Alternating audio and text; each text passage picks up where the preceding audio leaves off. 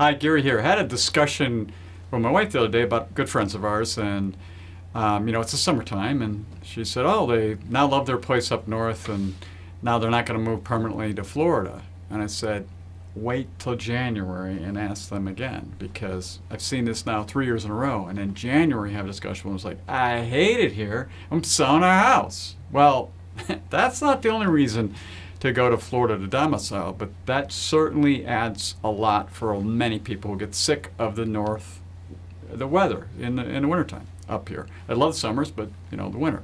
So if that's you, that may be the impetus for you to think about it, but actually there's some other very interesting parts about domiciling in Florida. The first one is there's, as you probably know, no state income tax.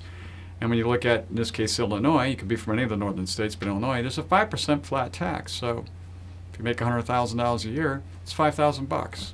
Does make a difference. Not overly a difference.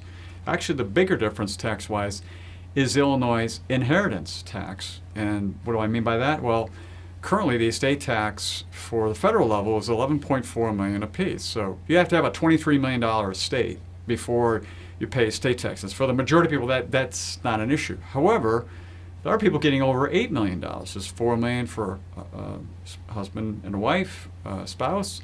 And if you're over $8 million, then you start paying a tax in Illinois. And it gets to be pretty hefty. It's weird. The tax calc is really strange.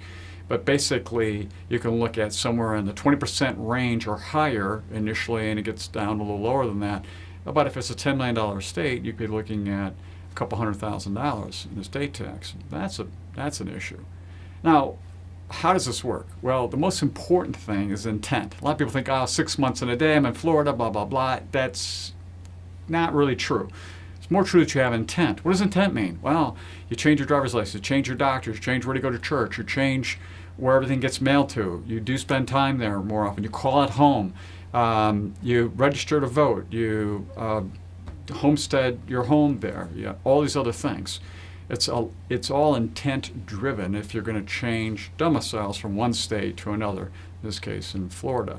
And as you can imagine, there's just rows of people moving from Illinois because this state is well underfunded when it comes to the state budget and what's happening and so forth. So it's been even more so. And the state's looking at increasing the income tax rate, which is going to drive more people south, at least those who want to live in the warm climates and have the means to be able to do that. Anyway, we have an event coming up September 17th, 18th at the Glen, which happens to be in Glenview. And if you're interested in this, it starts, I believe, around 6 p.m. There'll be more particulars here for you. Sign up. Come by. Find out more about how you might consider changing your domicile from Illinois to Florida. So until next time, enjoy.